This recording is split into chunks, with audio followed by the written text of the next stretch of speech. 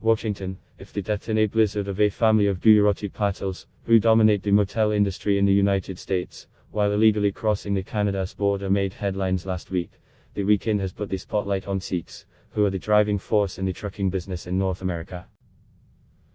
Amid deep misgivings in the community, thousands of Sikh drivers have joined an epic convoy of tens of thousands of truckers some 40 miles long as it snakes its way across Canada, driving from Vancouver to the capital Ottawa to protest vaccine mandates and COVID-related restrictions. The issue has become a major political headache for Canadian Prime Minister Justin Trudeau, who initially dismissed the protests, set to descend on Ottawa over the weekend, as a small fringe minority of people who are holding unacceptable views and do not represent the views of Canadians who have been there for each other. But on Friday, the truckers got a shot in the arm with prominent anti-enforcement Americans, including radio host Joe Rogan and Tesla's Elon Musk, the world's richest man, backing what has been dubbed the Freedom Convoy. Canadian truckers rule Musk tweeted on Friday, adding, "If you scare people enough, they will demand removal of freedom. This is the path to tyranny." Rogan said Canadians are in revolt, even as fundamentalist Republicans in the US expressed support for the rally, one of the largest in Canadian history, saying truckers were the real opposition in Canada.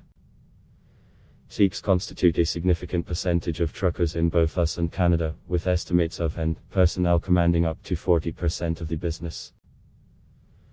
Many of them are part of the US-Canada supply chain, and they are said to be resentful of the vaccine mandates and other COVID protocols. However, there are misgivings within the community that the protest is being hijacked by radical white truckers politically opposed to Trudeau for reasons other than vaccine mandates.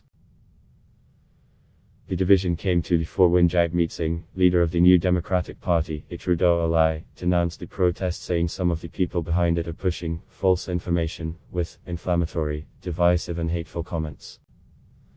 However, Singh's brother-in-law, Jodhveer Singh Dhaliwal, is reported to have donated $1 for the protest. Disagree with him about this donation and told him so. "I am against this convoy and against the dangerous and divisive rhetoric we are seeing coming from it," Singh told the local media.